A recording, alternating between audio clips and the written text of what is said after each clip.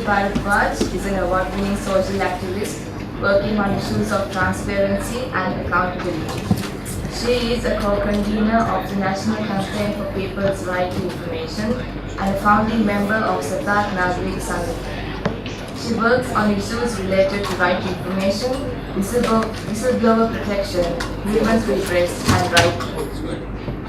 Anjali has been involved with the right to information movement in India since 1999.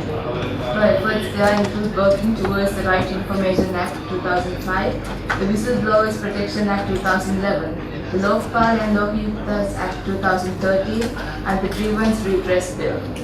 Without further ado, I would like to invite moderator and panelists to the head table. Thank you.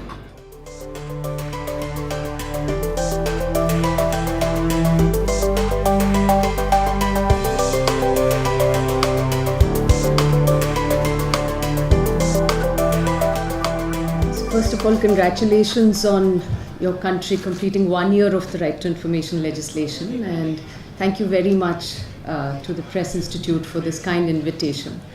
The Right to Information law that got passed in India in 2005, and we did talk much in detail about it yesterday. But like we were discussing, it's a law which has been demanded, used and owned by the people of the country. But I remember when the law was passed, and especially the Delhi law, for example, was passed, we went to the slum settlements where some of us work in Delhi, and we told people that there's this fantastic law and you must use it. And one of the women there stood up and she said, I don't even get my rations from the government. What am I going to do with information? And we realized that people are not interested in information for the sake of information. They are only interested in information if it means that it helps them in their struggles to fight corruption and to get what was their entitlement. So we asked people why don't you get your ration supplies, your subsidized food grains from the government? And they told us that the shopkeeper tells us that our share of rations has not been sent by the government. So we asked people, would you be interested in finding out more information about this? And 2 women stood up and said, okay, we will find information requests. One of them was Sunita Devi. And they filed information requests asking for the sale registers and the stock registers of the ration shops.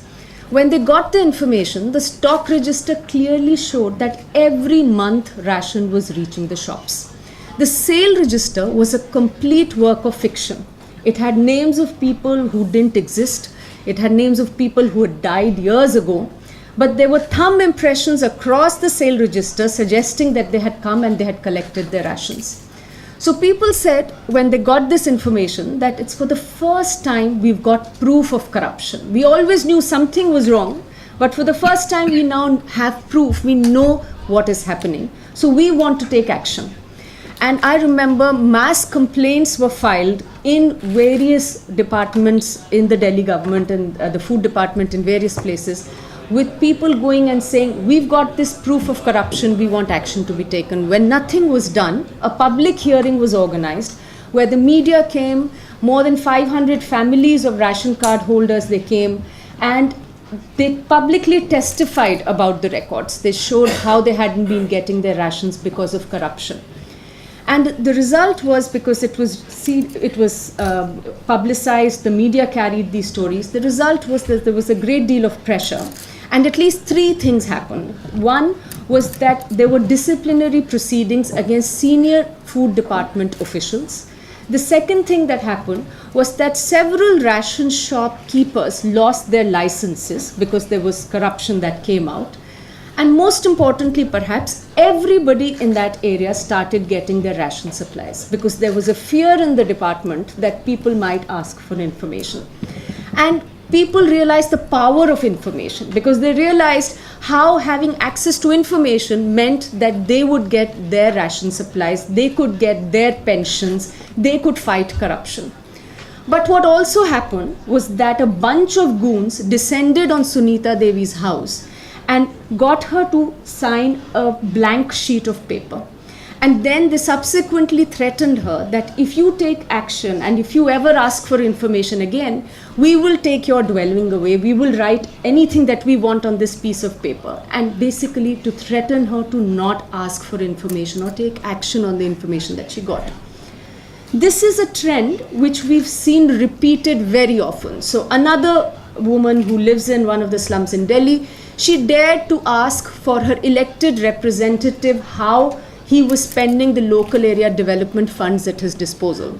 So she said, can you please tell me in an information request how the elected representative is spending the funds at their disposal? And she lived in a place where water scarcity is a huge issue. When she got the information showed that more than 70% of the funds were actually spent on constructing fountains in areas in her constituency. So, people will live it. They said, we don't have water to drink, and our elected representative is constructing fountains in parks. But what also again happened was that she was threatened. She was told that you don't know how powerful these people are. You're asking for their information. We know you have little children. They'll not return from school the next day. Your husband will be harmed. We won't let you live in Delhi. And these are the kind of threats that people regularly face, and these are not even really documented in India. But what is happening is, like we heard yesterday, in India now more than 4 to 6 million RTI applications are filed every year, and a very large percentage of these applications are filed by the poorest and the most marginalized. People who are not connected, people who are not well heeled, and therefore are extremely vulnerable. So what we've seen is that there are vested interests. They are actually attacking, because what people are fighting using the right to information law for is their basic rights and entitlements, which were earlier not reaching them because of corruption. And the moment there is effective use of the right to information law and people start getting their rights and entitlements, it means that vested interests who were earlier making money out of pilfering those rights of people are losing out. And these people are therefore at the cutting edge, responsible for the risks and the threats that people are facing. So in India, we have a very commonly used term called the Russian Mafia. So it's basically a set of well-connected elected representatives, bureaucrats, shopkeepers who are all making a huge amount of money from the thousands and tons of pilferage of food grains that they're undertaking. So all these people are feeling threatened when people are using the right to information law, and therefore are in turn putting these people at risk, threatening them, attacking them. And what we have seen is, like was mentioned a while ago, there are attacks on RTI users, there are physical attacks, and there are at least 70 people who've even been killed for filing RTI applications and using that information. So for example, Nandi Singh in Assam filed an RTI application asking for corruption in the food program. And when he filed a complaint using that information, he was hacked to death. And his wife was also attacked, but she's luckily survived. Similarly, Shambhuram Bishnoi in Rajasthan, one of the states in India, used the Right to Information Act to expose corruption and irregularity in various social welfare programs. And he met with the same fate. He was killed by the local representative and his goons. So we find that there is a huge threat, there are huge risks that people who are using the right to information law are having to face in India. Also partly, like you mentioned, the law is effective, people are using it meaningfully and powerfully, and therefore there are threats to them. The right to information movement has been involved in demanding various kind of safety measures to ensure that these people, the risks that they have to face are somewhat mitigated. One of the things that we consistently say to people is to work in a collective. And that's why a lot of us work in what we call sangatans, which are basically collectives of farmers, peasants, workers, wherever people are, to mobilize and to work together. And in fact, one of the things that people do is that because a lot of this information is to do with community level corruption, people get together and file a large number of complaints so that one person could be attacked or could be threatened. But if there is a very large number of people asking for the same information, very often people who want to threaten them, they kind of get frustrated because they think, how many people are we going to actually get after? And especially if there is a collective, then there's also a conscious effort to say that if somebody is attacked or somebody is threatened, then many more people will ask for the same information. So that's one thing that we do. In fact, what we have found in our experience, and this is a little counterintuitive, is that people don't find that there is any kind of safety in anonymity. So what we find is that a lot of people don't want to anonymously file RTI requests or don't want to anonymously file complaints. Because when they come forward and they say, identify themselves and say that I filed this RTI request, they also see it as a shield, because then if something happens to them, it becomes quite clear that they were asking for this kind of information and therefore would have been attacked or killed by somebody who was a vested interest. So we are finding that increasingly, in fact, this is something that has happened from the beginning in the right to information movement. There are collectives who are working on filing applications and exposing corruption. One very important issue that we feel needs to be kind of highlighted, and which has been demanded by the Right to Information campaign in India, is that whenever somebody is attacked and the Information Commission gets to know about it, we have demanded that Information Commissions immediately look at that particular case and determine if that information is not exempt or it's exempt.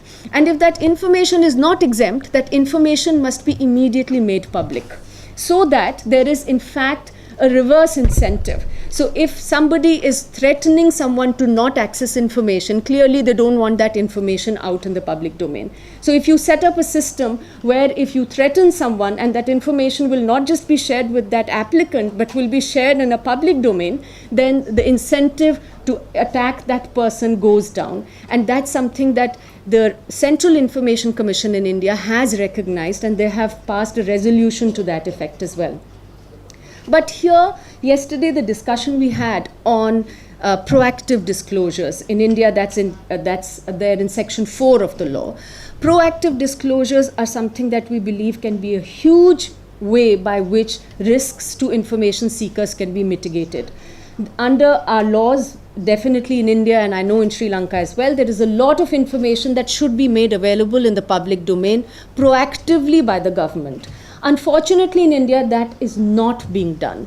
And what we have found is that with a lot of people like Nandi Singh, like Bishnoi, who were asking for information, they were asking for information that should have been available automatically and proactively in the public domain. Because it is not done, these people have to come forward and make an application, an individual request for that information, and then they get identified and are vulnerable and threatened and attacked. So if the governments were to take steps to put out information proactively in the public domain, these people would not have to risk their lives to this extent. In fact, we have done studies which have shown that almost 70% of the RTI applications that are being filed in India are asking for information that should have been law provided proactively by the government. But the government is not providing it, and therefore people are having to file these RTI applications. And also the problem is that the commissions are very, very lax in imposing the statutory penalties that they are supposed to impose, including on violations of Section 4. And therefore there is this whole culture that has set in of not providing information, including proactive information by the government. So we believe that that's something that should be done, and in Sri Lanka as well from the early days, if this is something that can be done, it can prevent a lot of problems for information seekers. And finally, one of the things which we have learned in India over the last 13 years, since the law has, close to 13 years since the law has come into effect, is that there needs to be a whole ecosystem which is required for accountability and transparency. And what has happened effectively is that people are accessing information under the Right to Information law, but they're asking for information so that it effects some change. But when they take that information and they file complaints, they file complaints of corruption, they file complaints of wrongdoing, of malgovernance, nothing happens on those complaints. So there has been a huge demand from people who are using the Right to Information law to put in place an effective grievance redress and anti-corruption framework, including a very strong law for whistleblowers protection, because that's also something that has been lacking in India. The problem is that if people ask for information, they file complaints, nothing happens apart from frustrating the person who's asking for information at great risk. It also breeds a culture of impunity. So some of these other legislations are extremely important to make sure that the right to information regime also prospers in the long run. So the Whistleblowers Protection Law, for example, I'll just talk about that law very briefly. The demand for it started in India in 2002, when in fact the Right to Information law was not used, but a whistleblower from within the government blew the whistle on corruption, wrote to the Prime Minister asking for anonymity, but his name was made public, and finally he was murdered. And that's when the demand for the law began. But it got a lot of traction when the Right to Information law was passed and people started getting killed when they accessed information and they filed complaints of corruption. And as a result, there was a huge pressure on the government to pass the legislation. And in 2014, after about 20 days of protests across the country, where people who had lost their family members as whistleblowers joined in, there were others who joined in, activists who were there. This is the brother of Satyendra Dubey, that's the brother of Bishnoi. All these people came together, and finally the parliament passed the Whistleblowers Protection Law. Unfortunately, the law has not got implemented so far, but it's an important piece of legislation because for the first time in our country, it gives a statutory definition of a whistleblower. And in fact, the definition of the whistleblower is a fairly vast one. It recognizes that all the 1.3 billion people living in India are potentially whistleblowers. So it actually says that the law is not only for the protection of whistleblowers within the system, within the government, but for any citizen who blows the whistle on corruption. And it provides a whole mechanism for identity protection, which again a lot of us feel might not be the most powerful thing, given that very often it's not easy to hide identities of people, especially in small villages when they're asking for information or slums. But it also provides for protection of whistleblowers. So if somebody goes to the police station, goes to the government and says that I'm being consistently threatened or I'm being, there's fear of attack, there can be protection, including police protection, that the government provides the whistleblower. So one of the things that we are currently also doing is pushing the government to ensure that there is effective implementation of the Whistleblowers Protection Law. I'll stop here. Thank you very much.